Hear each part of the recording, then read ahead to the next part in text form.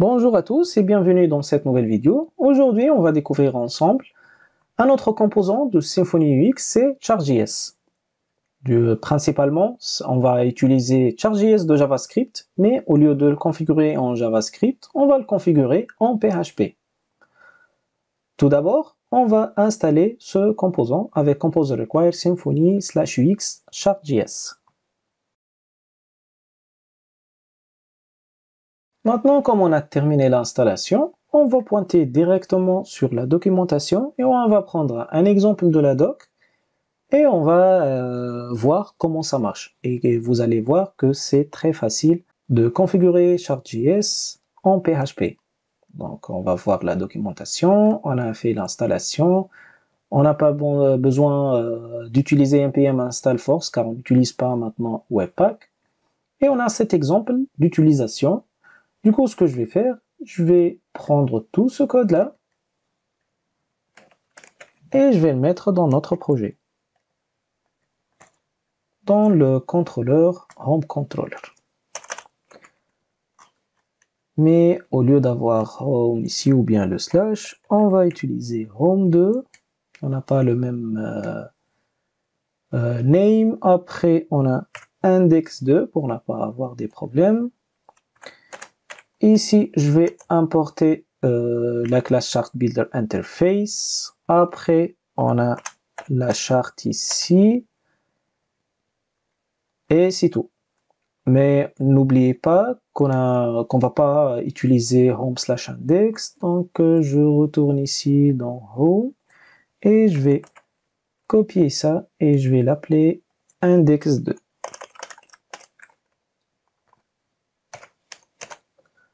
Ok, avant d'avancer sur notre index 2, je retourne dans notre contrôleur et comme vous voyez, on va lire un peu le code. Ici, on utilise Chart Builder Interface, après la fonction createChart et en paramètre, on donne le type. Si vous voulez voir plus de types, car ici on utilise TypeLine, vous pouvez pointer ici et vous allez trouver tout ce que vous avez besoin. Donc line, bar, radar, pie, donut, polar area, bubble et scatter. Je retourne ici, on a cette fonction setData, c'est pour les données qu'on va afficher dans la charte. Les labels, on a ici les mois, et après, dataset, ce sont les données qu'on va afficher avec quelques options comme label, le background, le border color, et après, vous voyez ici les données. Et si vous avez remarqué, on a ici janvier jusqu'à juillet, donc 7 mois, et si vous avez remarqué, on a ici 7 valeurs. Donc, chaque valeur va pointer sur un mois, comme ça. Donc, janvier, c'est 0, juillet, c'est 45. Après, ici, on a ajouté plus d'options. On a dit sur la partie Y, donc l'axe Y, on a un minimum 0 et le maximum, c'est 100. Du coup, ici, ce qu'on peut voir, c'est que dans les données, on a un maximum 45. Par contre, dans le graphe, on peut avoir jusqu'à 100. Maintenant, je retourne ici, c'est juste pour corriger ça, on a index 2. Et comment on va afficher notre graphe ici.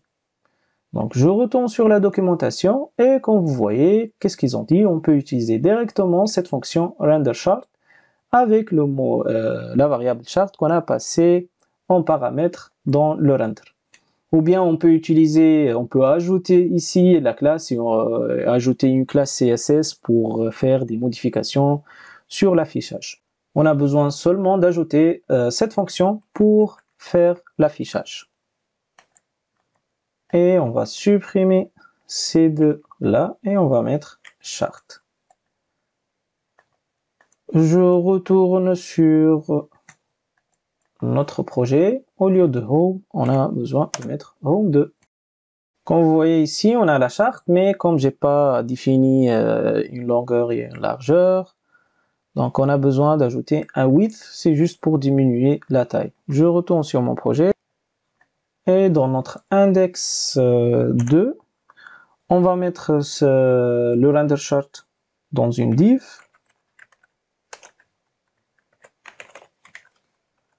Et cette div, on va ajouter un style width et on va mettre par exemple 500 pixels. Maintenant, je copie-colle cette partie, je retourne sur notre interface et comme vous voyez, on a notre charte My First Dataset avec les données. Donc janvier c'est 0 et juillet c'est 45 et on a un maximum d'affichage, c'est le 100.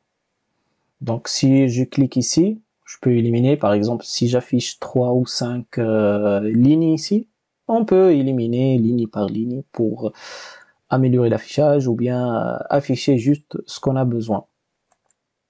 Donc je retourne sur le code juste pour faire un autre test de modification sur les options.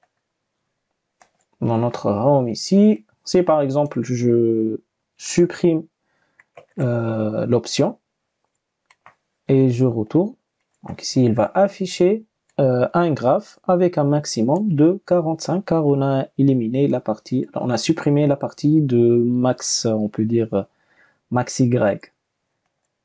Et comme vous voyez, on a ici le max c'est 45. Donc ce qu'on peut retenir ici, c'est qu'on va utiliser Chart.js de JavaScript avec un code PHP. Et comme vous voyez, même dans la documentation, all options and data are provided as is to Chart.js, donc you can read the documentation. Donc on peut utiliser la documentation de Chart.js de JavaScript pour faire la configuration en PHP. Mais n'oubliez pas de faire le nécessaire pour adapter le code de JavaScript vers PHP. On va voir un autre exemple ici, dans Chart.js. Est-ce qu'ici, il propose un exemple qu'on peut l'utiliser? Et comme vous voyez, on a ici le premier exemple. On peut le prendre et l'adapter pour afficher avec notre composant Chart.js. Du coup, ce que je vais prendre, je vais copier ça. Je retourne sur mon code. Et je le colle ici. Après, ce que je vais faire, je vais créer un autre charte. Donc, je vais copier tout ça. Je vais coller ici, mais au lieu de charte, ça va être charte 2 par exemple. Je retourne sur ce qu'on a copié, donc le type c'est bar, donc c'est pas line. Donc type bar. Après ce qu'on a, donc on a les labels. Je vais le copier comme ça, les labels. Après ce qu'on a, donc label c'est dièse of vote, on va le mettre ici. Donc pour le background color et le border color, je vais laisser, mais on va ajouter celui-là. Donc border width. Mais n'oubliez pas, ici, c'est un tableau associatif.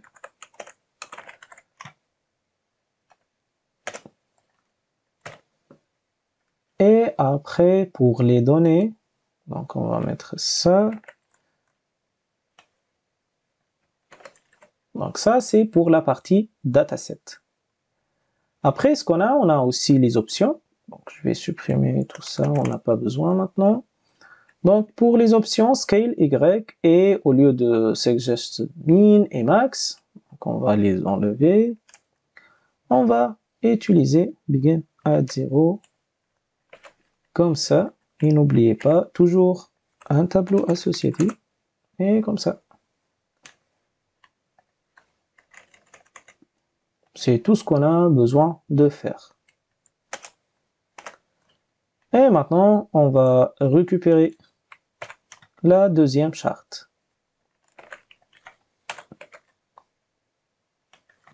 Charte 2 qui va être ici. Charte 2 aussi. Je retourne sur index 2. Je vais faire le même système avec un width de 500. Et ici, au lieu de charte, ça va être charte 2. Donc je retourne sur notre interface, j'actualise. Je pense ici qu'on a un petit problème. Donc je retourne sur le...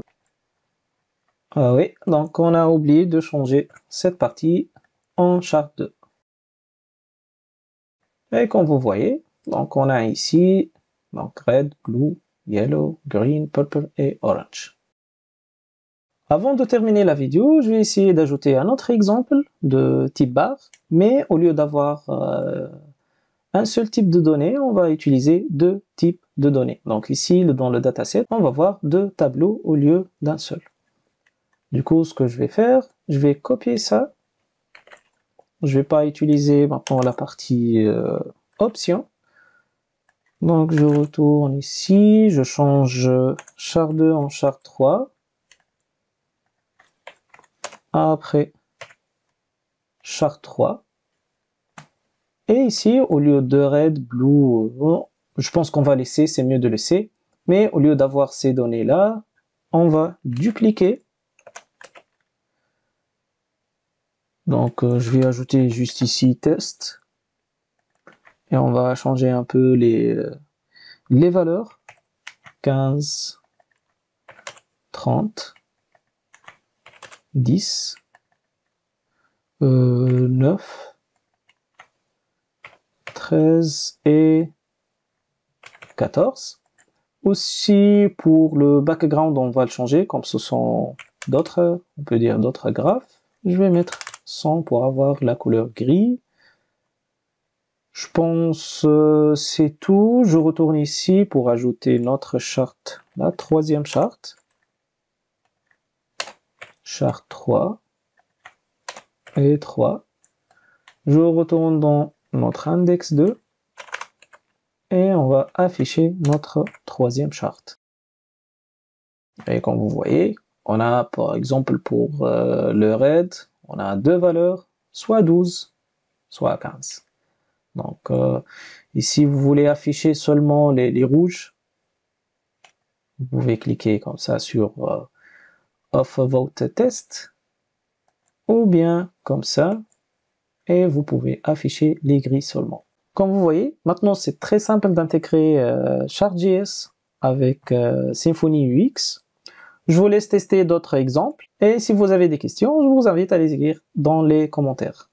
Donc bon courage et à la prochaine vidéo pour faire un test entre comment on peut utiliser Chart.js avec Live Component. À bientôt.